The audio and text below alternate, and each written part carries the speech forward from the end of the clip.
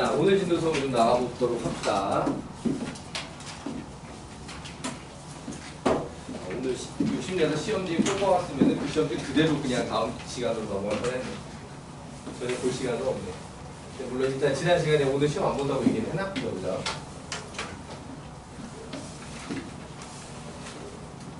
자, 오늘 진도에서 해야 될 게 이제 두 가지인데, 하나는 근해 분리, 그 다음에 또 하나는 절대값이 들어간 근해 분리 두 가지예요. 자, 그럼 먼저 근해 분리. 자, 얘는 무슨 내용이냐? 첫 번째. 실근의 부호. 자, 두 근이 모두 양수다, 두 근이 모두 음수다, 한 근은 양수, 한 근은 음수다. 같은 소리가 나오면 해당하는 거지. 자, 그러니까 ax제곱 플러스 bx 플러스 c는 0. 자, 요렇게 방정식을 주고 거기서 첫 번째 두 근이 모두 양수이기 바랍니다. 자, 요렇게 말이 나왔다. 라고 하게 되면 뭘 보게 되있지? 두 개 모두 양수가 될 조건. 다들 왜 알면서 대답 안 하지?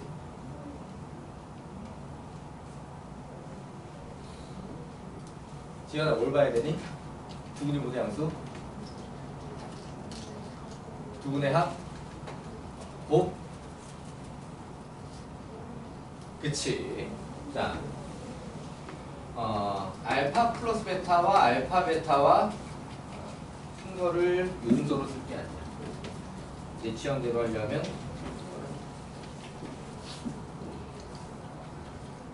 알파 베타, 알파 플러스 베타, 그리고 판별식.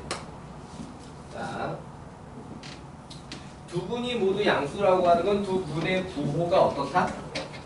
같다라는 거죠. 맞지? 두 근의 부호가 같아야 되니까 0보다 커야겠고요. 맞지? 자, 그리고 두 근이 부호만 같다로 되는 게 아니라 양수가 되려면 더했을 때 양수가 나와야 되겠다라고 하는 거죠. 맞지? 자, 그런데 여기서 지금 서로 다른이라는 말이 들어갔냐 안 들어갔냐에 따라서 판별식은 달라. 맞지? 자, 여기서 지금 서로 다른이라는 말이 안 들어가 있는 상태라면 판별식은 0보다 어떻다라고 잡아줘야 돼요? 크거나 같다로 잡아줘야죠. 중근 괜찮은 겁니다.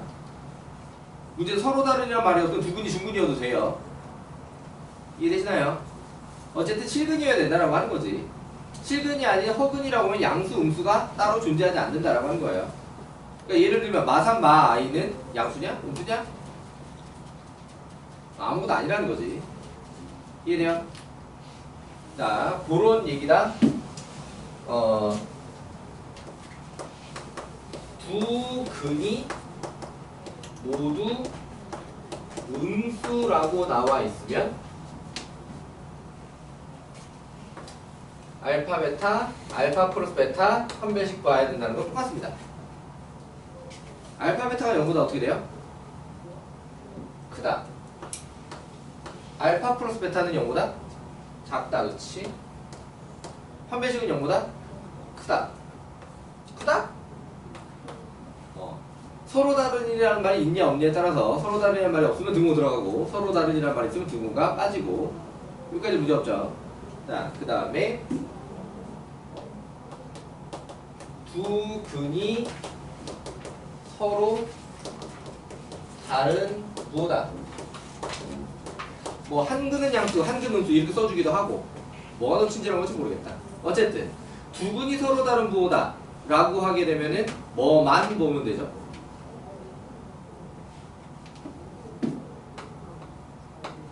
알파, 베타만 보면 됩니다. 그래서 나는 얘를 맨 위에 적는 거야. 대부분의 교재가 얘를 맨 마지막에 적거든. 난 얘를 맨 위에 적어. 그러니까 두 분이 서로 다른 부호면 알파, 베타가 음수까지만 하시면 된다라고 하는 거죠. 그러니까 알파 플러스 베타가 양수냐 음수냐는 두 분이 서로 다른 부호가 되는데 영향이 전혀 없다라고 하는 거고요. 상관이 없다라고 하는 거죠. 양수여도 음수여도 두 분이 서로 다른 부호 나오는데 아무런 영향력을 가지지 않는다. 이해되시나요? 자, 그리고 판별식은 왜 안 봐? 판별식은 왜 안 보지? 판별식이 무조건 0보다 크게 나옵니다. 알파 베타가 음수가 되면 이 알파 베타가 근과 계수를 통해서 a분의 c잖아요. a분의 c가 음수가 되지. 맞아. 그럼 a랑 c가 부호가 반대란 얘기잖아. 그러면은 판별식이 b제곱 마이너스 4ac에서 얘가 부호가 반대니까 뭐가 돼? 마이너스가 되지. 맞지? 그럼 요 앞에 마이너스 포함해서 얘가 뭐가 돼? 플러스가 되지. 거기다가 0 이상을 더하기 때문에 무조건 0보다 커진다고. 기본적으로 서로 다른 두 실근이 아닐 수가 없다라고 하는 거죠. 그러니까 실제로 방정식을 풀 때도 예를 들면 x제곱에 플러스 4x 마이너스 7은 0이면 인수분해 돼야 안 돼? 인수분해는 안 돼. 근데 내가 지금 이 문제를 확인하는 데 있어서 얘가 실근인지 허근인지까지만 나오면 돼. 라고 하게 되면은 제가 바로 어떤 분이다? 실근이다. 바로 나와준다 이거예요. 이해되니? 판별식에 들어가지 않아도 a분의 c가 음수라는 것만 봐도 얘는 분명히 실근일 거라고. 양 하나 음 하나 나오는 실근일 거라고. 이해되시나요? 그러니까 왜 실근인 걸 확인하고 나서 근과 계수를 써야 되는 경우 있잖아. 그러니까 4차 방정식인데 인수분해가 두 개로 됐어. 모든 실근의 합 같은 걸 물어봐. 다 풀는지 짜증나. 그때 뭐만 하고 싶어? 근과 계수로 처리를 하고 싶잖아. 그럼 그럴 때 얘만 보고도 아 얘는 분명 두 실근이나 얘는 그 두 분의 합 들어가면 되네. 근과 계수 들어가면 되네. 라고 판단할 수 있다라고 하는 거. 이해되시나요? 오케이. 자, 그런데 이제 두 분이 서로 다른 부호에서는 어떤 거를 추가로 물어보기도 해. 양근이 음근의 절대값보다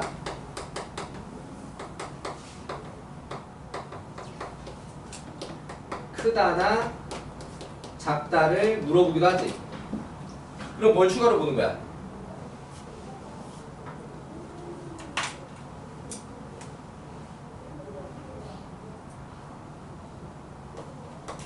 알파 플러스 베타를 추가로 보는 거죠. 양근이 음근의 절대값보다 크다라고 하면 알파 플러스 베타가 0보다 어찌 해야 돼? 그치? 커야 되는 거지. 그 다음에 양근이 음근의 절대값보다 작다라고 하게 되면 0보다 작아져야 하는 거죠. 이해되시나요? 얘는 끝까지 판별식을 안 봐요. 왜? 무조건 성립하니까. 이해되시나요? 얘네들은 판별식을 봐줘야 되고 반드시. 이해되시나요? 오케이. 자, 이 녀석을 갖다가 개념을 확장을 한 게 누구냐?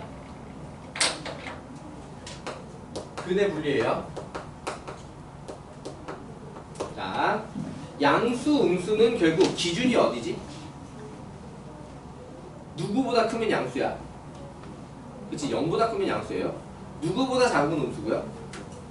0보다 작으면 음수예요. 결국 양수, 음수의 기준은 0이라는 겁니다. 이해되니?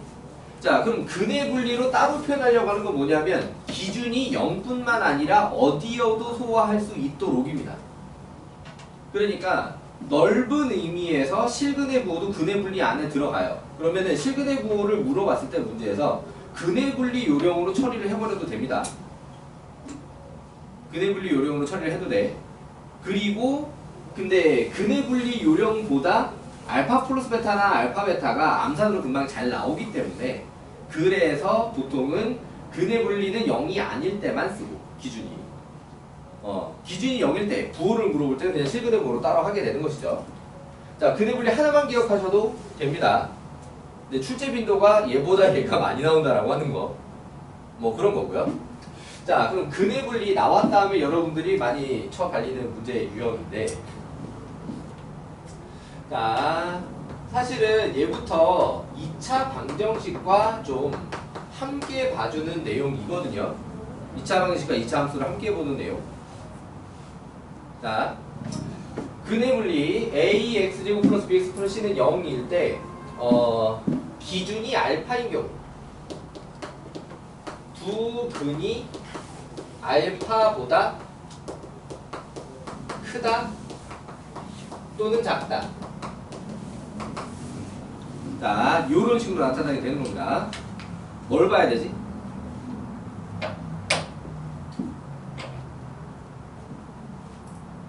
유수야, 뭐 봐야 되니?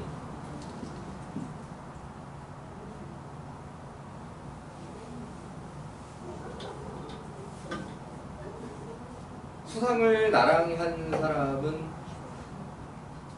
내가 이걸 뭐라고 줄여서 세 글자로 하는 게 있었는데 뭐라고? 그렇지. 판때기야. 판때기. 네, 선생님들마다 이거 기억하기 좋으라고 뭔가 이렇게 하는, 그러니까 자기만의 용어를 만드는 사람들이 있어요. 어떤 선생님이 한판축이라고도 하고, 축구 한 판 할까 한판축?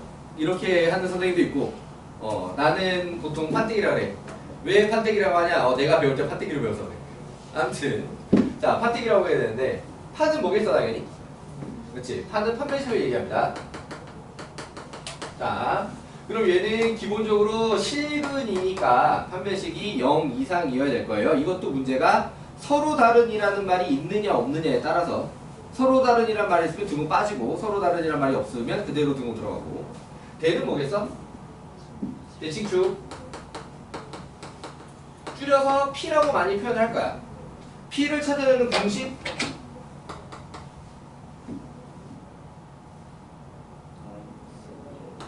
그치, 마이너스 2분의 B. 그니까 이제 고등학교 1학년 과정에서는 완전 제곱식으로 만들려고 하지 마시고 마이너스 2분의 B를 꺼집어내는 게 훨씬 빠를 거다라는 얘기입니다. 그러니까 축의 위치부터 이제 확인해야 되는 경우 굉장히 많단 말이야. 특히 2차 함수 최대치로 범위가 있다. 그럼 대칭축부터 먼저 일단 끄집어내가지고 걔가 범위 안에 있는지 밖에 있는지 나눠줘야 되잖아. 맞니? 맞나요? 자, 그러니까 판축을 갖다가 빨리 끄집어내는 게 중요하기 때문에 대칭축을 찾아내는 공식은 이렇게 좀 기억을 해주시고. 자, 그러니까 지금부터 다시 다 통일시킵니다. 선생님 P가 얼마냐? 라고 물어보면 뭘 물어보는 거야? 대칭축을 물어보는 거야. P는 뭐라고? 자, 여기까지 따라합시다.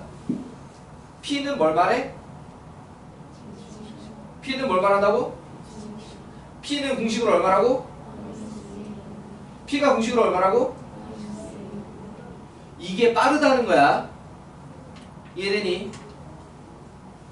끝까지 굳이 맞고 오는 사람들이 나와요. 그만큼 시간이 오래 걸려요. 한 대 보는 시간이 모자라요. 기억해 두시고.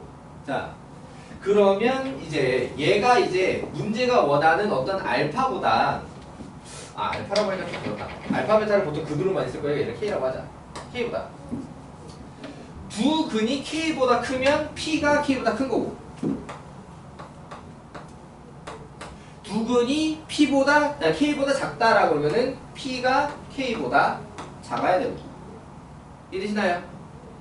자, 요렇게 만들어지게 되고, 기는 뭐냐? 기준값. 자, 기준 함수값이야. 기준에 대한 함수값. 지금 기준이 누구냐? K지. 맞아. 함수값이라고 표현하는 건 뭐냐? 얘를 갖다가 2차 함수로 보겠다 이런 얘기야. 2차 함수로 보고 f, k 값이 어떻게 돼야 되냐라는 겁니다. 이해되니? 그럼 요때는 어떻게 되냐? 0보다 커야 돼요. 자, 보통은 판때기까지 기억을 하시고 부등호 방향 같은 경우에는 판별식은 별로 안 헷갈릴 텐데 얘네들은 헷갈릴 수 있으니까 보통 그래프를 한번 그려주는 걸 추천을 합니다. 자, 그러니까 여기서는 여기 기준이 K인데 두 근이 K보다 크다. 이렇게 되길 원해. 그럼 이때 요 2차 방정식을 2차 함수로 생각하고 그래프를 그리면 y는 fx가 이렇게 생길 거잖아. 그치? 맞아. 그럼 여기서 이 대칭축이 K보다 커야겠다. 문제 없지? 그 다음에 요거 대입하면 함수값이 여기가 있잖아. 요게 fk지. 맞아? 양수음수? 이런 얘기라고 하는 거죠. 이해되니? 어떤 k보다 두근이 작길 바래. k가 여긴데 알파 베타가 이번엔 이쪽이야. 라고 하게 되면은 y는 fx가 요런 식으로 그려져야 될 거 아니야? 맞니? 자, 그렇다라고 하게 되면 얘도 마찬가지로 p가 일로 들어가잖아. 맞지? 그래서 p가 k보다 작아야겠고. 맞지? 그 다음에 k 값을 대입하면 함수값 여기 있잖아. 여기. 맞지? 여기가 fk가 되면서 fk가 마찬가지로 0보다 커야 된다. 요렇게 되는 것이죠. 자, 그러면 두 근이 한 근은 k보다 크고 한 근은 k보다 작다. 요렇게 나오면 뭘 봐야 되지?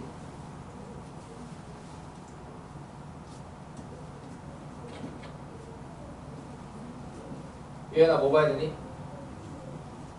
한 근은 k보다 크고 한 근은 k보다 작다 그러면 그치? fk만 보면 돼요. 뭐만 보면 되냐? 기만 보면 됩니다. fk가 0보다 작으면 돼요. 자, 그럼 여기서 보면은 이 fk가 실근의 부호에서 누구 자리냐? 알파 베타 자리입니다. 알파 베타 자리. 그러니까 알파 베타가 0보다 크다, 0보다 작다. 요거 할 때 0보다 크다 쪽은 결국에 얘네들을 다 봐야 되고. 이해되니? 0보다 작다 쪽은 이거 하나만 끝이라고. 자, 이렇게 되는 경우도 그래프를 그려보면 간단하게 나타나게 되는데 k가 이렇게 주면 알파, 베타 이런 식으로 생기다라는 얘기인 거잖아. 맞니? 자, 그럼 그때 요렇게 y는 fx. 자, 이렇게 등장을 하게 되면 자, k를 대입했을 때 fk가 여기지. 맞아? 맞니? 여기가 fk가 되잖아? 그래서 fk가 0보다 작아야겠다. 이해되시나요? 요거 하나만 있으면 된다라고 하는 거지. 자, 그럼 기준이 문제가 이제 여러 개 섞여 있는 경우가 있어. 섞여 있는 경우에 그래프를 그려보고 어떤 fk가 0보다 작다가 등장을 하게 되는 순간 그때부터는 판별식 대칭축은 안 봐도 돼요. 이해되시나요? 그때부터는 기준값만 갖고 하는 거야. 그러니까 기준이 여러 개인 경우야. 오케이? 기준이 여러 개인 경우. 그러니까 한 근은 0에서 1 사이에 들어가고 나머지 한 근은 3보다 커주세요. 어머나? 중천해. 그 예를 그래프의 칠판에 그리는 데서부터 이어서 4교시에 보도록 하겠습니다.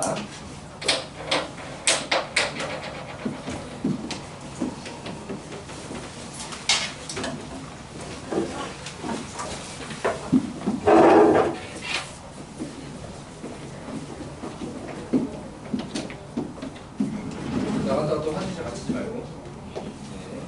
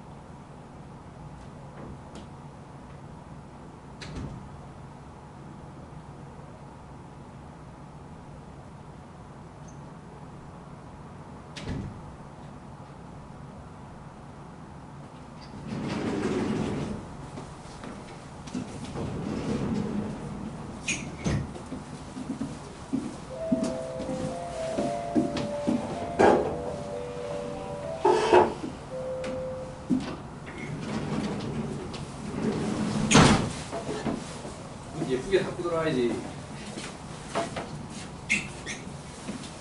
선생님 왜 쌩깠어? 문 예쁘게 닫고 들어오라고 얘기하는데 그냥 쌩까고 들어갔어. 생각했어요. 들을 척도 그냥 들어갔잖아. 아니요, 들었어요. 귀로만 듣고 대답을 안 하고 닫지도 않고 그냥 갔잖아. 제가 부르는 알았어요. 뭐라고? 어떡해요? 뭐라고? 아니에요. 자, 아무튼. 자, 아까 예를 들어의 그래프를 하고 나서 내용을 마저 나가겠다고 했지, 그치? 그치? 이걸 자, 예를 들어서 한 근은 0과 1 사이에 있고 한 근은 3보다 크다. 자, 그럼 기준이 벌써 3개지. 0, 1, 3 맞니? 맞아. 자, 그럼 그때 0, 1, 3 요렇게 있으면 한 근이 여기, 한 근이 여기 이렇게 들어가야 된다는 얘기잖아. 맞아. 그럼 그래프가 요렇게 생기면서 y는 fx 자 f0은 0보다 어째야 돼? 커야 돼. 자 f1은 0보다 어째야 돼? 작아야 돼. 자 여기는 보면 f3은 0보다 작아야 돼. 0보다 작다가 하나라도 나온 이상 더 이상 축이랑 대칭축은 축이랑 판별식은 볼 필요가 없어요. 이해되니? 그냥 기준값만 있으면 돼. 다 해결돼. 이해되시나요? 자, 근데 기본적으로 2차 방식 최고차 계수를 갖다가 양수로 맞춰놓고 해야 안 헷갈릴 겁니다. 이해되니? 방정식에서 내가 얼마든지 계수 구호를 조절해줄 수 있잖아, 그치? 맞아. 자, 그렇기 때문에 최고차 계수를 양수로 맞춰놓고 해야 안 헷갈린다. 여기까지 되셨나요? 네. 네. 자, 그러면 여기서 문제 하나 보고 다음 개념으로 넘어가 보도록 합시다. 자, 문제는 291번 볼게요.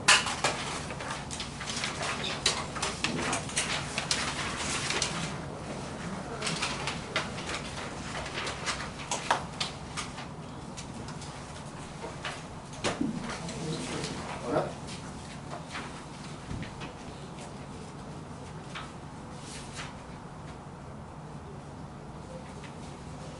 당연히 나눠져 있는 게 분명히 오늘 그대 분리할 차례로 열심히 그대 분리를 설명했는데 그대 분리 나갈 차례가 맞았던 거겠지? 내가 왜 이렇게 헷갈려하지? 아니다. 291번 차례가 아니라 알아라? 291번 차례가 아니라 280번 280번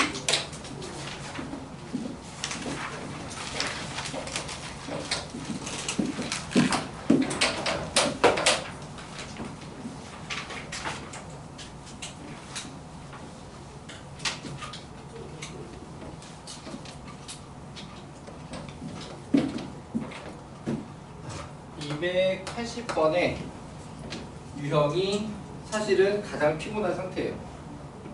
가장 피곤한 상태. 2차 방식 x제곱 마이너스 kx 플러스 2k는 0이 두 근 모두 마이너스 1과 1 사이. 자, 이번에도 지금 기준이 몇 개야? 기준이 몇 개야? 그치, 기준이 2개야. 기준 2개. 기준이 2개인데 거기에 맞춰서 그래프를 그려본 후에 판때기를 다 봐야 되는지 그럴 필요까지는 없는지 판단을 하자라고 하면, 자 알파 베타가 마이너스 1과 1 사이에 이렇게 들어가 줘야 된다는 얘기죠, 그지? 맞아. 그러면은 그래프가 요렇게 fx라고 잡아주고 y는 fx. 자, 요렇게 그렸을 때, 자, 여기 f-과 f1이 전부 0보다 어째야 돼? 커야 돼. 지금 0보다 작다가 있어 없어? 없지. 0보다 작다가 없다는 얘기는 판별식과 대칭축을 마저 다 봐야 된다는 얘기입니다. 얘는 판때기를 모두 봐야 한다. 자, 그래서 판별식 k제곱 마이너스 8k 0보다, 자, 문제에서 서로 다르지란 말 있냐 없냐?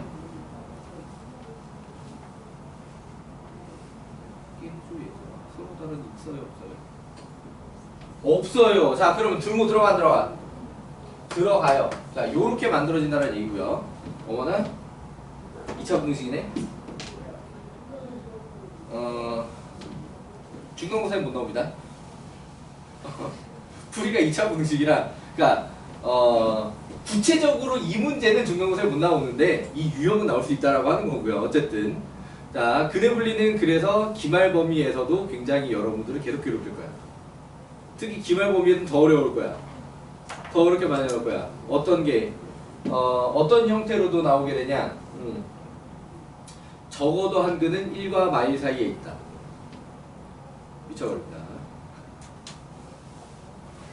한 근만 1과 마일 사이에 있다. 더 힘들어. 왜? 나머지 한 근이 1 또는 마일이 될 수 있는 가능성이 열리면 그때부터 훨씬 더 피곤하게 계산을 해야 돼. 아무튼 아직까지 그런 건 없고요. 어쨌든 2차 분식이 나와도 얘는 아직까지 그럭저럭 풀만한 녀석이야. K는 0 이하 또는 K는 8 이상. 문제 없지?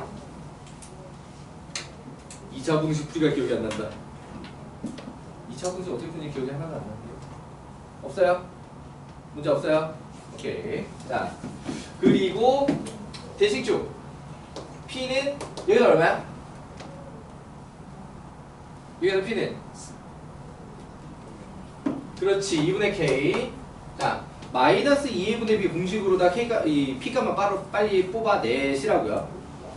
이해되니? 자, 그렇다면은 그 P가 이 그림상 마이너스 1과 1 사이에 들어가야 되는 거지. 맞니? 자, 그래서 2분의 K가 마이너스 1보다는 크고 1보다 작다. K는 마이너스 2보다 크고 2보다 작다. 자, 요렇게 들어가 줘야 하고요. 여기까지 됐나요? 자, 그 다음에 얘네들을 이제 구체적으로 해결을 해줘야 돼. F 마일이면 1 뿔 K 뿔 2K 0보다 크다. 자, 그러면은 3K가 마이너스 1보다 크다. K는 마이너스 3분의 1보다 크다. 자, 그 다음에 F1이면 요건 좀 암산할 만하네. K 플러스 1 맞지? 자, 요게 0보다 크다. 그러면은 K는 마이너스 1보다 크다. 자, 그러면 얘를 갖다가 모두 만족하는 범위 암산 되시나요? 암산해봐. 어떻게 돼?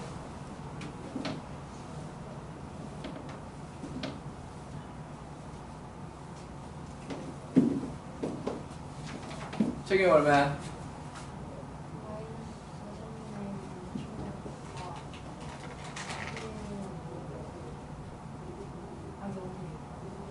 영 이하지?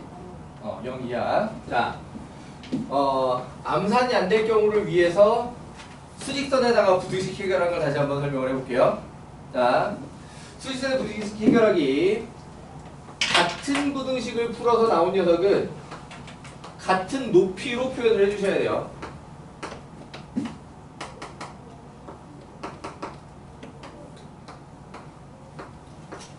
높이를 똑같이 맞춰서 같은 부등식에 나왔다라는 걸 표현해 주시기 바랍니다. 자, 그 다음에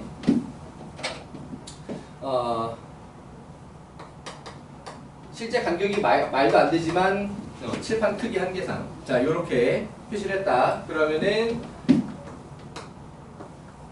자, 빵꾸 뚫려 있는 애는 살짝 기울여 주는 게 나중에 수학 때까지를 포함해서 더 나을 겁니다. 그래야 나중에 수화에서 집합 명제 쪽에서 포함관계가 성립하냐 성립하지 않느냐를 할 때 삐져나왔냐 안 삐져나왔냐로 판단하기 때문에 그때 이렇게 살짝 기울여져 있는 게 빵꾸 쪽은 기울이는 게 덜 헷갈릴 거다 라고 하는 거고요. 자, 그 다음에 자, 마이너스 3분의 1보다 크다와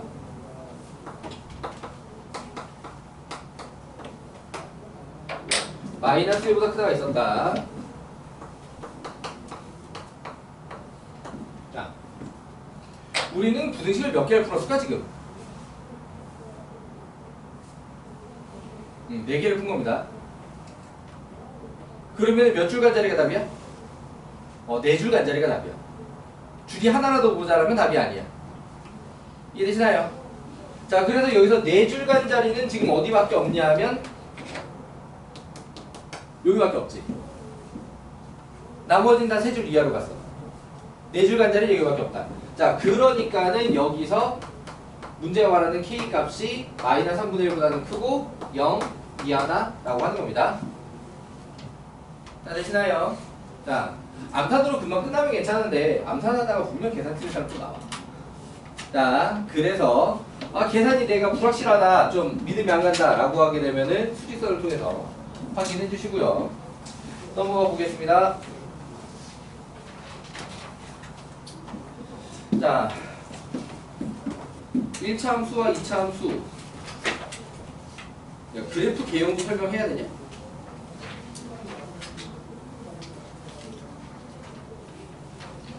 여기 중학교 때 배운 거는 그렇게 길게 안 해도 되겠지? 자, 어느 정도만 다시 정리를 할 거냐?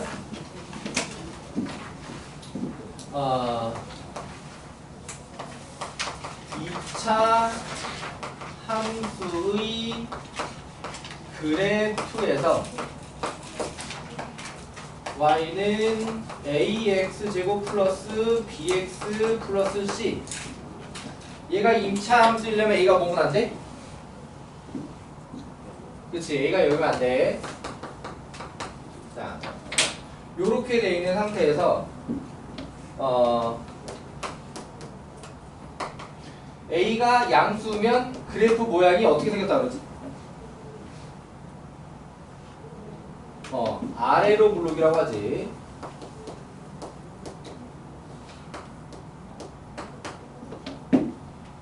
a가 음수면 그치, 위로 블록이라고 하지.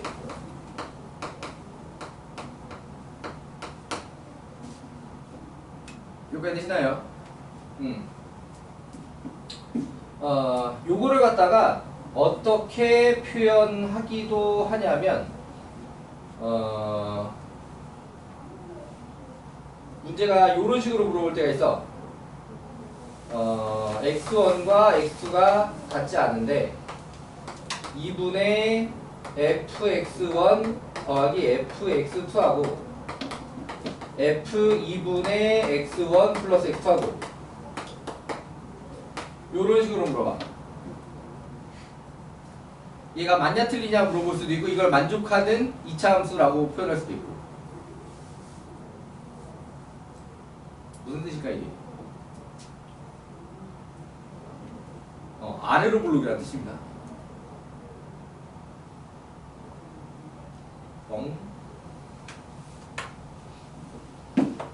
자, 서로 다른 두 점, 2차 함수 위에 서로 다른 두 점으로 주고 거기서 중점, 얘가 뭐냐? 중점의 y좌표야. 얘가 중점의 x좌표야. 그리고 이건 뭔데? 중점 x좌표를 대입한 함수값이지. 이해되시나요? 그럼 중점의 y좌표와 중점의 x좌표를 대입한 함수값 중에 누가 위에 있어? 중점 위에 있지. 맞니? 그러면은 요렇게를 만족한다고 그러면 아래로 블록이란 뜻이야. 이게 아래로 블록의 정의는 아닌데 아래로 블록이냐라고 물어볼 때 자주 씁니다. 이해되시나요? 네. 네. 꼭지점을 P, Q라고 할 때 특히나 요 P는 무슨 의미도 있어? 대칭축이 X는 P 요렇게 쓰인다 라는 뜻도 같이 가지고 있지. 맞지? 자, 아까도 얘기했지만 P를 구하는 가장 빠른 방법은 뭐지? 마이너스 2분의 B가 가장 빠른 방법이라고요. 오케이. 자, 그럼 Q를 구하는 가장 빠른 방법은 뭐게?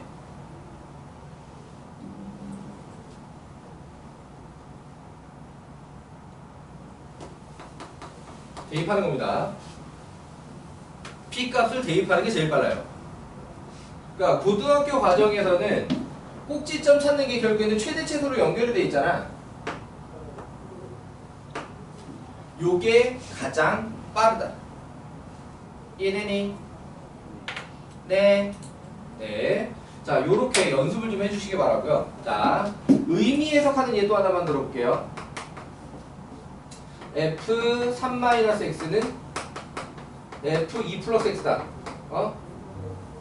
2 플러스 4 플러스 5 플러스 X다. 자, 이렇게 하자. 무슨 뜻일까?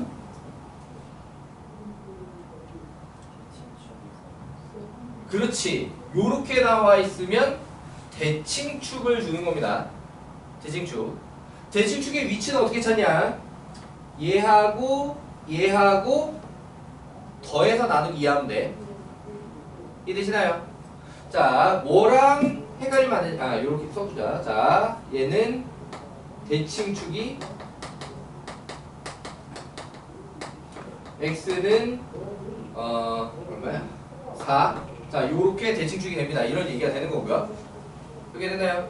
뭐랑 헷갈리면 안 되냐?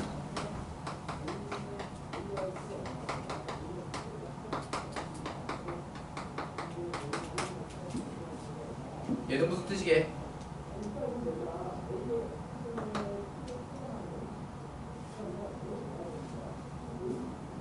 위에 거랑 뭐가 달라?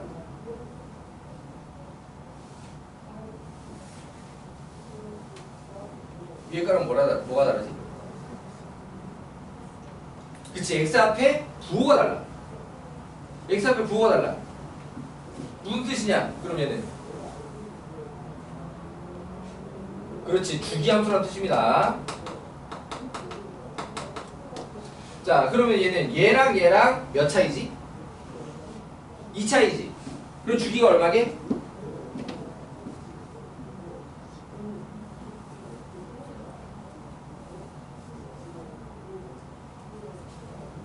알 수 없습니다. 여기서 주기가 어떻게 되냐? n분의 2 n은 정수를 만족하는 가장 작은 양수라고 표현됩니다. 너무 길지? 원래 수원에서 하는 내용인데 어쨌든 근데 보통은 이런 식으로 나오면 대부분의 문제가 주기가 2인 경우가 많아요. 4보다는 2인 경우가 많다. 자, 요 같은 경우에는 이거 가지고 주기가 4가 되진 않아. 분명히 2가 4보다 작기 때문이야. 그러니까 이걸 만족하면 4마다라고 봐도 같은 간격 4씩 늘어날 때마다 같은 값이 나오는 것도 맞는데 2마다 같은 값이 나오기 때문에 이미 2마다 같은 값이 나오기 때문에 주기를 4라고 하지는 않습니다. 그럼 보통 이럴 경우에 x는 뭐 0 이상 2 이하든 마이너스 1 이상 1 이하든 간격 2를 주고 거기에 어떤 또 다른 주기적인 성질이 없는 함수의 그래프를 제시하는 게 일반적인 얘기예요. 이게 그거 가지고 뭔가를 구해라 라고 하는 경우가 간간히 나옵니다. 심화 문제에서요. 그러니까 아무런 개념적 근거 같은 걸 갖다가 이런 관련된 연습 안 시키고 시험 심화 유형으로 그냥 툭 튀어 나온다고. 해결해야 돼. 그게 문제야. 언제 가르쳐줬다고 이런 걸 풀라고 그래. 근데 그냥 풀라고 그래. 그래서 좀 요런 것도 이제 나올 수 있다라는 것 때문에 좀 설명을 해봤고요. 요거 같은 경우에는 2차 함수라는 걸 가리지 않고 어느 함수지 간에 대칭 주기 x는 4 이렇게 뽑아내는 거거든요. 2차 한정으로 치면 어떻게 나오긴 하냐? fx는 2차라고 얘기를 하고 f0은 f4래. 그럼 얘도 무슨 뜻이 돼?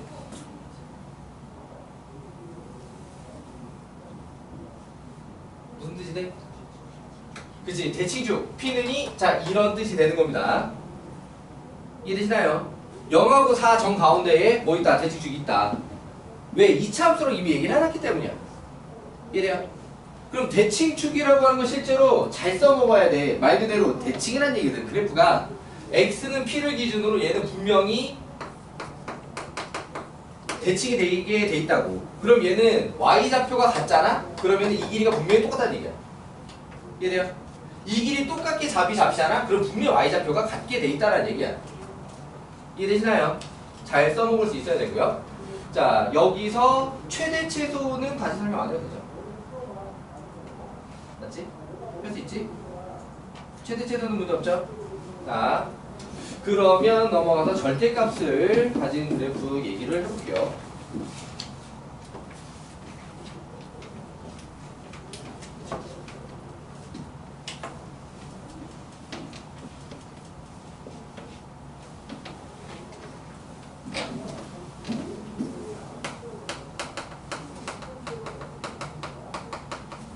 절대값을 포함한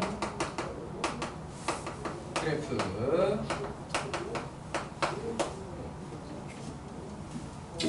첫 번째 원칙.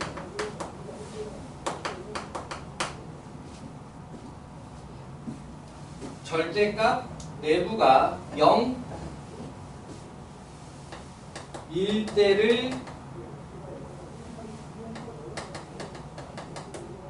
기준으로 범위를 나눈다.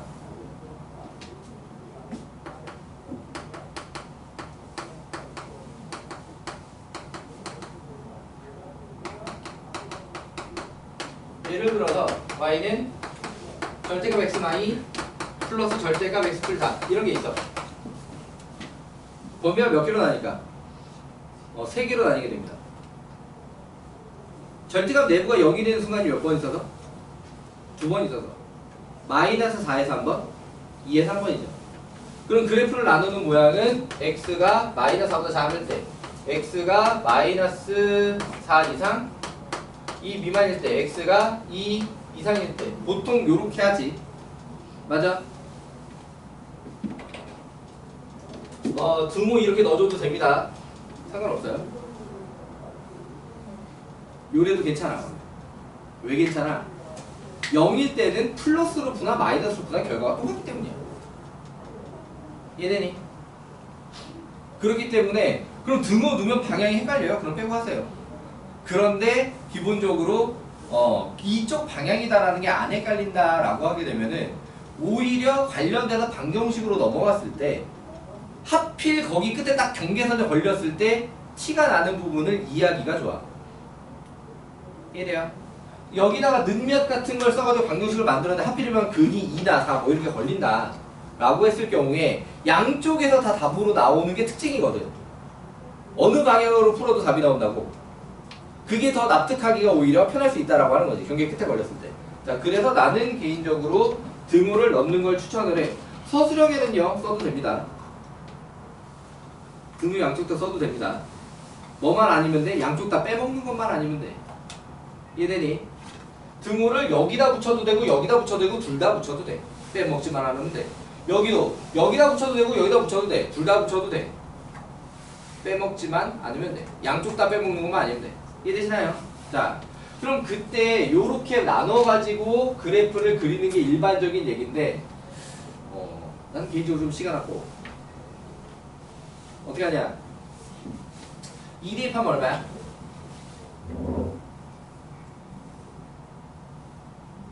여기다 2를 대입하면 얼마야? 6이지. 마사도 대입하면 얼마야? 6이지. 자, 그러니까는 마이너스 4,6 찍고 2,6 찍고 얘는 그래프가 이렇게 생길 거야. 이해되시나요? 뭘 보고? 뿔뿔이면 기울기가 2야. 맞지? 맘하면 기울기가 마이야. 맞지? 얘는 정확하게 대칭중 찾으면 대칭중도 찾을 수가 있는데 이런 구조가 대칭이 아니라고 하더라도 기본 개형은 이런 식이다라고 하는 거지. 이해되시나요? 그럼 약간 더 비대칭스럽게 요렇게 생기면 더 비대칭스럽겠지? 맞아? 자, 그런 식이면 어떻게 될까? 범위를 나눠주자라고 하는 게 요렇게 좀 바뀌겠지? 맞아? 2 대입 얼마야? 계산 좀 해줘 얘들아. 그냥 멍하지 말고. 2 대입하면 얼마니? 2 대입하면 8이지? 마이너스 2 대입하면 얼만데?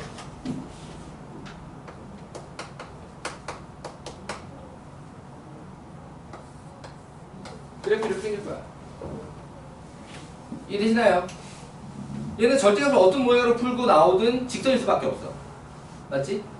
양쪽 끝은 기울기가 3이랑 마이너스 3이야. 아닐 수가 없어. 가운데는 무조건 연결되는 그래프 가지게 되는 거지. 이해돼요? 자, 절대값이 들어간 그래프의 특징이 또 여기서도 나오게 되는데 저런 식으로 절대값을 중간중간 집어넣잖아? 절대값이 절대 끊어지지가 않아. 그래프가 끊어지지 않고 꺾이기만 해. 요것도 특징이다. 기억해 주시고요. 이해되시나요? 자, 그 다음에 공식화 시키는 내용이 있어. 공식화 시키는 내용. 대부분 곡선으로 나오는 문제는 저렇게 원칙으로 하는 경우도 있기는 하지만 그것보다 공식화가 좀 더 많아. 비중이. 공식화로 문제를 해결하는 경우가 좀 더 많다. 자,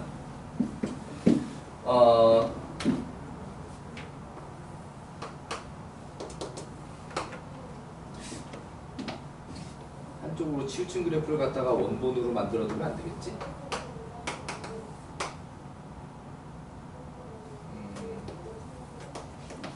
y는 fx가 이와 같이 있었다고 하자. 기본 원형 이렇게 있었다 하자. 자, 그러면은 공식화 시키는 내용은 어떻게 들어간 걸 공식화를 시키냐면, 그러니까 자주 나오는 거니까 공식화를 시키는 거겠지, 그지?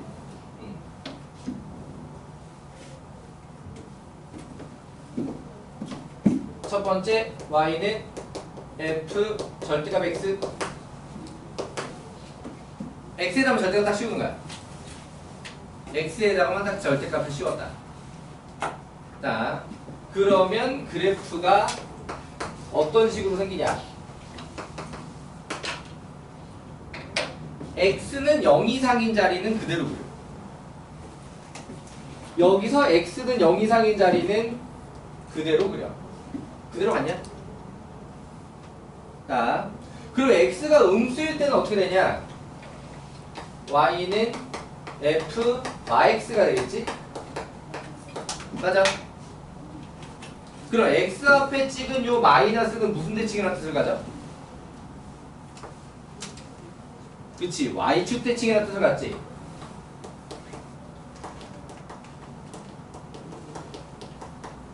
자, 그렇다면 여기는 요런 식으로 그려지는 거야. 이해되니? 0 이상의 그린 부분을 y축 대칭으로 그려. 이해되시나요? 만약에 이차함수가 모델이라면 이런 식이야. 이차함수 그래프를 이렇게 그렸어. y는 fx야. 그럼 여기다 x에다 이렇게 절대값을 씌우면, 자, 여기는 지우고 0 이상은 그대로 살리고 왼쪽은 y축 대칭. 어떤 느낌인지 이해되시나요? 자, 넘어와서 절대값 y는 fx. x에다가 절대값을 씌운 경우. 자, 그럼 이 경우에는 y가 0 이상인 자리는 그대로 그려. 그대로 같이 생겼냐? 맞니? 자, y가 0보다 작은 자리는, y가 0보다 작으면 마이너스 y는 fx 이렇게 되겠지? 맞아? 그러면은 이 y 앞에 마이너스는 무슨 대칭이라는 뜻을 가지지? 그치, x축 대칭이라는 뜻을 가지지? 그럼 얘는 그래프가 요렇게 생기는 거야. 이해되시나요? 자, 3번이랑 2번 사이가 가장 헷갈립니다. y는 절대값 fx. 그런데 실제로 제일 자주 나오는 건 3번이야. 여러분들이 실제로 절대값이 들어간 걸 가장 많이 해결을 해야 하는 유형. 보통 여기 수상보다는 수원 수투에서 훨씬 더 많이 나와요. 수화에도 자주 나오고요. 그러니까 수화 쪽에서도 다시 한번 또 설명할 거야. 자, 사실은 엄밀하게 말하면 수상에서는 현대부고 같은 경우에는 요 절대값이 들어간 걸 그대로 내는 걸 갖다가 부담스러워해서 저번에 봤지 한대 시험지에서 어떻게 냈는지 똑같은 의미인데 그걸 갖다가 일부러 범위 나눠서 부호 반대로 써가지고 방식을 그 함수를 만들어냈단 말이야. 그렇기도 하지만 결국에는 그 관련된 연습을 하려면 그냥 절대값의 그래프를 쓸 거기도 하고, 그 다음에 수화부터는 한대부고도 마찬가지로 부담스러워하지 않아. 그냥 내 절대값 넣고 그냥 내. 이해되니? 그리고 수원수투는 원래부터 절대값 그래프가 되게 자연스럽게 많이 나와요. 자, 그렇다는 걸 기억을 해주시고, 그런데 이걸 갖다가 그래프 내용을 따로 다루는 단원이 없어. 자, 그래서 여기서 설명을 하는 겁니다. 자, 그러면 요 경우에도 fx가 0 이상인 자리는 그대로 그려.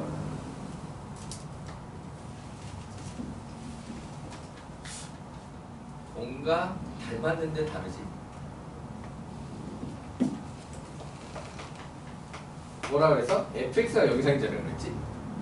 뭔 차이게?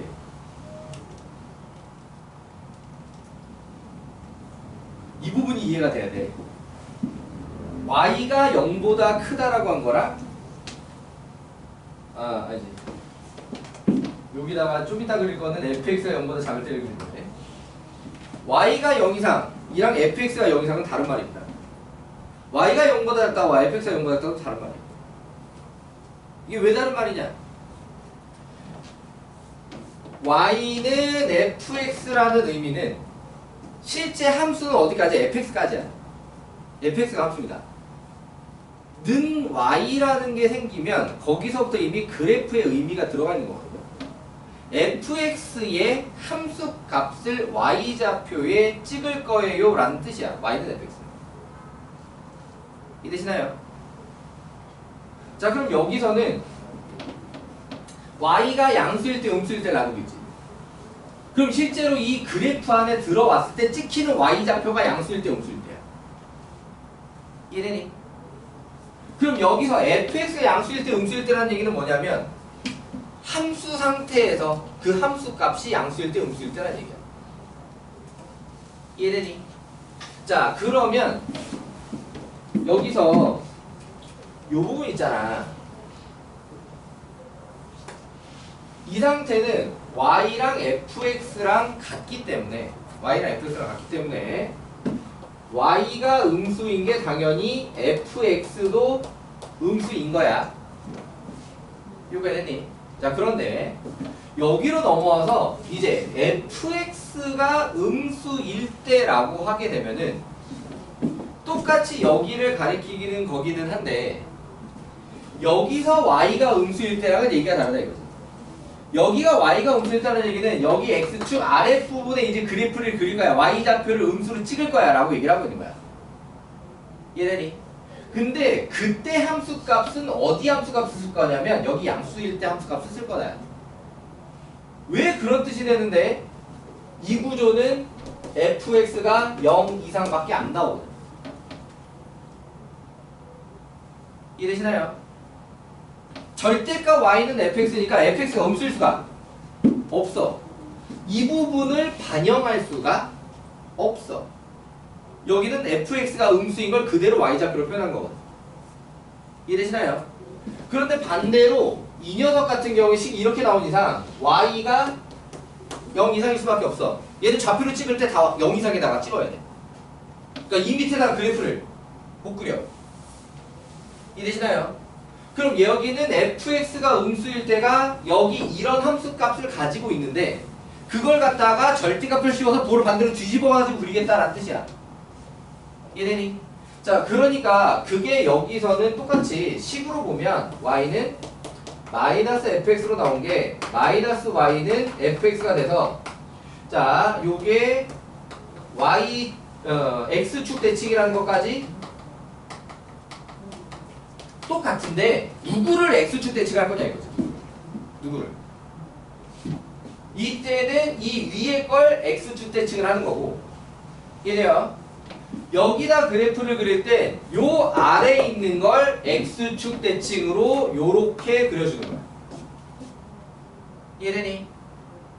그러니까 y가 절대값이면 위에 걸 접어서 내리는 거고, 이해돼요?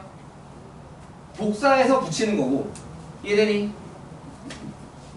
fx의 절대값이 들어있을 때는 아래에 있는 걸 접어서 올리게 돼 있다라고 하는 거죠.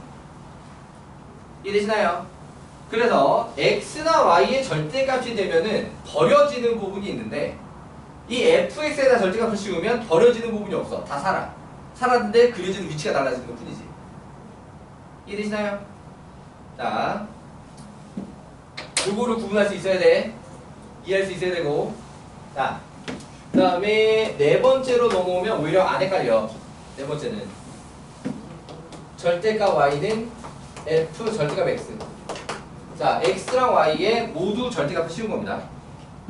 자, 그럼 얘는 어디부터 그리냐? x는 0이상 y는 0이상을 먼저 그려요. x는 0이상 y는 0이상. 몇 사분면이야? 그렇지. 1사분면을 먼저 그려. 자, 1사분면만 그려봅시다. 그럼 얘는 그래프 모양상 1번이랑 마찬가지의 그래프가 먼저 시작을 하지. 자, 그럼 그 다음에 얘는 범위를 나눌 거야. x가 음수일 때, y가 음수일 때, 둘 다 음수일 때. 자, 그럼 x가 음수일 때는 여기서 요렇게 넘어오는 영역을 만든 거지. 이해돼요? 2사분면의 y축 대칭으로 그려지게 됩니다. 그러면은 x는 약수인데 y만 음수면 여기서 요렇게 넘어오는 영역을 만든 거지. 이해되시나요? 3, 4분면은 x, y가 모두 음수지. 그럼 둘 다 마이너스 찍을 거잖아.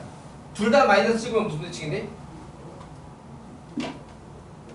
x랑 y 앞에 둘 다 마이너스 찍으면 무슨 대칭이에요? 그치, 원점 대칭이지. 이해돼요? 그러니까 1사분면의 그래프를 그려놓고 x축 대칭, y축 대칭, 원점 대칭을 해주시면 됩니다. 라고 하는 거예요. 이해돼요? 되게 흔하게 나오는 얘가 이런 거야. 절대값 x 더하기 절대값 y는 2 하고, 문제가 뭐 다른 게 나오겠지. y는 fx 2차 함수 같은 거 주고 얘가 교점이 존재하도록, 교점이 몇 개가 되도록 뭐 이런 문제 나올 수 있잖아. 맞지? 그러면 얘를 그릴 수 있어야 될 거 아니야. 맞아? 그럼 어떻게 그리냐? 뿔뿔이라고 생각을 하고 절대값을 풀어. 뿔뿔이라고 생각하고 절대값을 풀면 어떻게 생겼어? x 플러스 y는 2 이렇게 되지? 맞아? 얘를 갖다 어디다가만 그려? 일단 1사분면만 그려. 이해돼요? 그러면 1사분면만 그리면 그리고 이렇게 되겠지. 2, 2. 맞아? 이해되니? 자, 그리고 나서 대칭을 해. 이렇게 생긴 거야. 이해돼요? y축 대칭, x축 대칭, 원점 대칭. 그럼 여기다가 문제가 제시한 2차 함수가 어떻게 생겼으니까 라고 하면서 문제를 마저 풀어나가는 거지. 이해돼요? 여기까지 납득? 오케이. 자, 이런 걸 개념의 베이스로 가지고 문제들을 좀 보도록 합시다.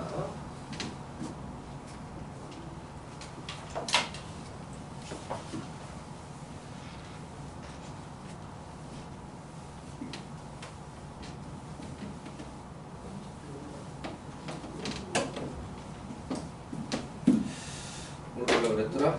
아까 291번이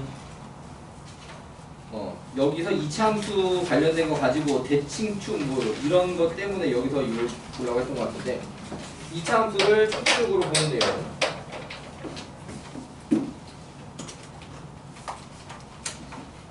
자, 291번 조건 해석에 대한 얘기야. 자, 가의 f1은 0이다. 자, 이런 조건은 바로 써먹을 수는 없어요. 우선. 물론 인수 x마일 같은 건 떠올릴 수 있어. 근데 일단 나머지를 봐야 식을 어떻게 짤 건지를 갖다 결정을 할 거야. 일단 당장 이 상태에서 뭘 할 수가 없다. 자, 그 다음에 나조건에 자, 모든 실수 x에서 fx가 f3 이상이다. 이게 무슨 뜻이냐?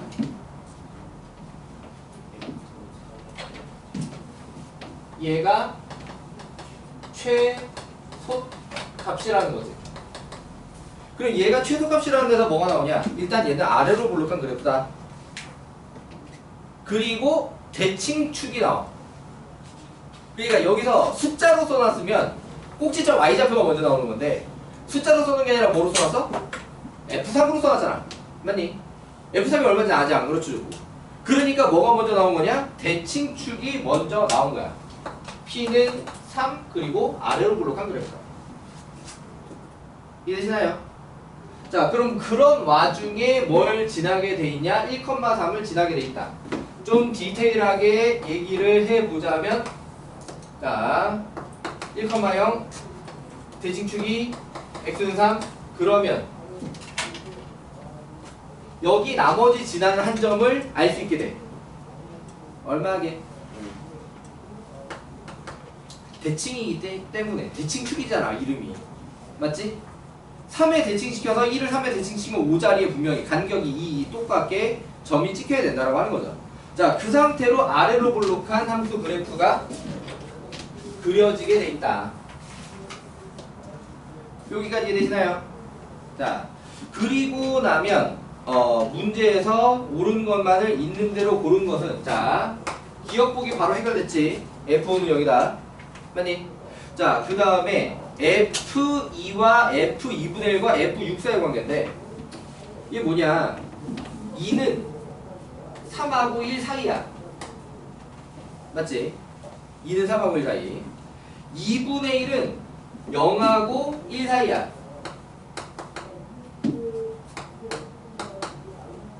이해되시나요? 그럼 여기서 당연히 F2가 F2분의 1보다 작을 수밖에 없는 거야. F2분의 1 분명히 더 크게 돼 있는 거야. 이해돼요? 대칭축에 가까울수록 더 작아지는 거지. 맞아?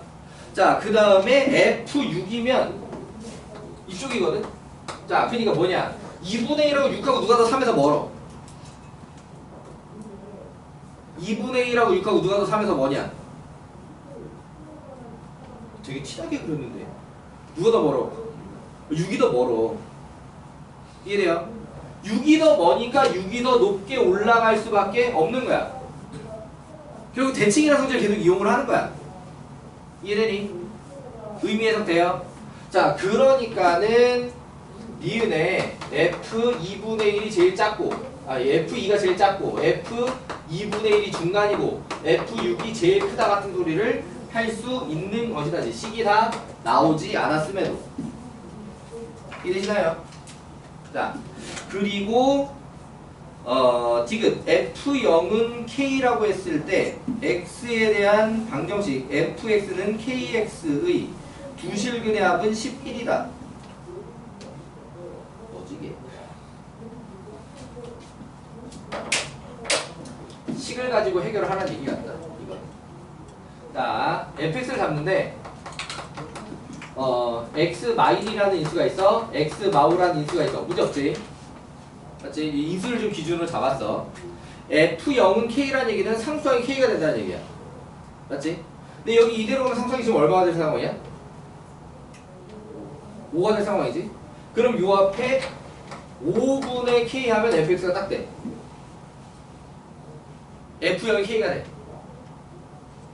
여기까지 이해되시나요? 자, 요렇게 fx를 잡고 는 kx 두실근 는 kx 두실근 이라고 하면 실제로 k의 값을 구하라는 얘기가 아니야. 지금 k는 약분돼 버리거든. k는 약분돼 버리고 x제곱에 마이너스 6x 플러스 5는 5x 넘겨서 x제곱에 마이너스 11x 플러스 5는 0에 두 근이 교점에 잡혀 뭐 이런 거지. 맞니? 어쨌든 문제에서는 두 실근의 합은 11이다. 일단 실근 나오냐? 실근 나오는 건 암산으로 간단하죠. 맞지? 실근 나오는 거 확인했고 합이 얼마야? 11이야. 그러니까 디귿도 맞는 말이 되었다. 이해되시나요? 자, 요렇게 291번 조건을 해석하는 내용들에 대해서 얘기를 해봤고요. 98쪽에 296번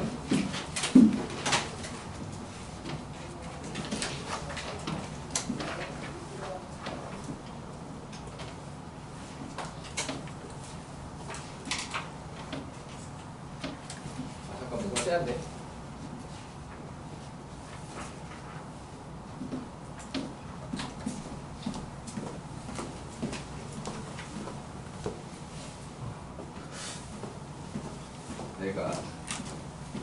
영상을 까먹고 안 하는데 트라우마가 있어.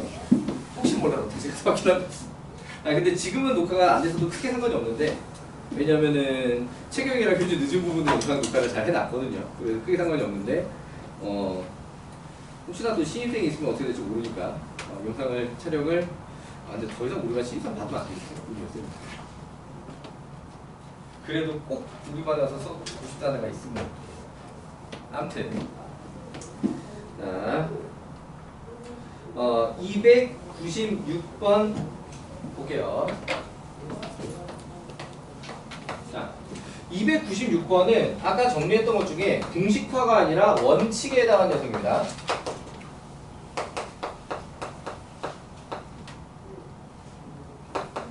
자, 요 그래프와 x축으로 둘러싸인 도형의 넓이를 구하세요 라고 했어요. 그럼 얘를 갖다 그래프를 그리기 위해서 어떻게 할 거라고? 마이너스 1이랑 2를 갖다가 그냥 대입하라고. 마이너스 1이랑 2를 그냥 대입하라고. 마이너스 1 대입하면 얼마야? 마이너스 4. 그러면은 얘 x 앞에 개수가 똑같은 상황이면 인어도 맞아요. 계산해봐도 실제로 그렇지? 맞지? 자, 그러면 얘는 그래프가 어떻게 생길 거냐? 이렇게 생기지. 이쪽은 기울기가 2, 이쪽은 기울기가 마이. 이해돼요? 자, 그러면 요거를 갖다가 구하기 위해서 원래는 능영의 방정식을 범위 나눠가면서 풀어야 된다고. 별로 그렇게 하고 싶지 않다고. 기울기가 2나 마이라는 걸 이용하는 게 훨씬 편하단 말이야. 어차피 높이 구해야 되니까 이 길이 얼만데? x축부터 y좌표가 마사가 될 때까지 길이 얼마야? 4. 그럼 이 길이는 2지. 왜? 기울기가 2니까. 이해되시나요? 그럼 똑같은 이유로 이 기울기 얼마야? 이 길이도 2지. 기울기가 마이너스 2니까. 이해돼요? 자, 그럼 거기서 여기 길이는 얼마인데? 3이냐? 그럼 이 길이 전체는 7. 이 도형은 이른바 뭐? 무슨 꼴? 사다리꼴. 그래서 윗변 더하기 아랫변 곱하기 높이 나누기 2로 계산하면 되지. 이해되시나요? 자, 그리고 실제로 이렇게 그래프를 그리면 어떤 내용이 나왔을 때, 자, 이거 는 0 풀라 그래. 문제가 만약에 실제 구체적인 좌표가 필요해. 만약에 그럼 원래 내용은 범위 나눠가면서 해결하는 거란 말이야. 부등식으로 나와도 마찬가지야. 얘가 0 이하 범위를 구하세요. 요 같은 문제가 나오면, 또는 0 이상 범위를 구하세요. 요 같은 문제가 나오면 이 그래프로 파악하는 게 편하다 이거지. 이해돼요? 이 그래프로 파악해서 구체적인 좌표로 갈 거면은 여기다가 전체 는 0을 했을 때 뿔뿔로 나온 데서 하나, 마마로 나온 데서 하나 라는 게 보인다 이거지. 이해돼요? 무슨 말 알겠니? 부등식을 풀어도 마찬가지야. 이해돼요? 요렇게 그래프 하나 그려주면 이게 이상이야? 이하야? 에 따라서 이상이면 범위 벌어질 거고. 이해돼요? 이하면 범위 안쪽으로 좁아지는 범위가 될 거고. 이해돼요? 자, 그런 식이다라는 겁니다. 자, 그래서 절대값이 들어간 그래프를 이용을 하면 실제로 방정식이나 부등식에서 절대값이 들어간 게 나와도 훨씬 편하게 해결할 수 있다. 뭐 그런 거고요. 최대체도가 이 뒤에 있네.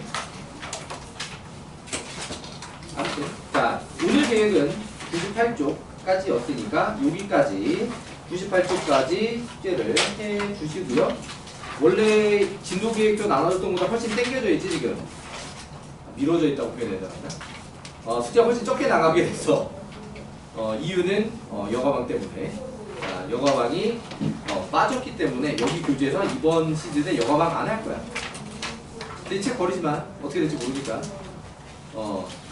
여기서 기말 교재가 나왔을 때 여가방이 다시 넣어서 교재를 만들면 그 다음에 얘 버려도 되는데 나왔는데 부등식부터다 교재가. 그럼 이거 다시 갖고 와야지. 방식 이걸로 해야 되니까. 그러니까 요 교재는 하고 나서 버리지 마세요.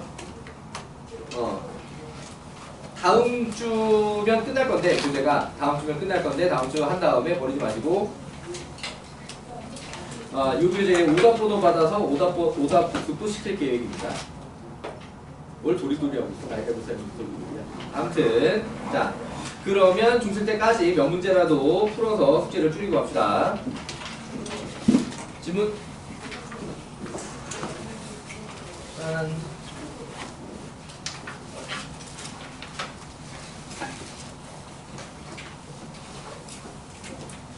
영상 좀 끄고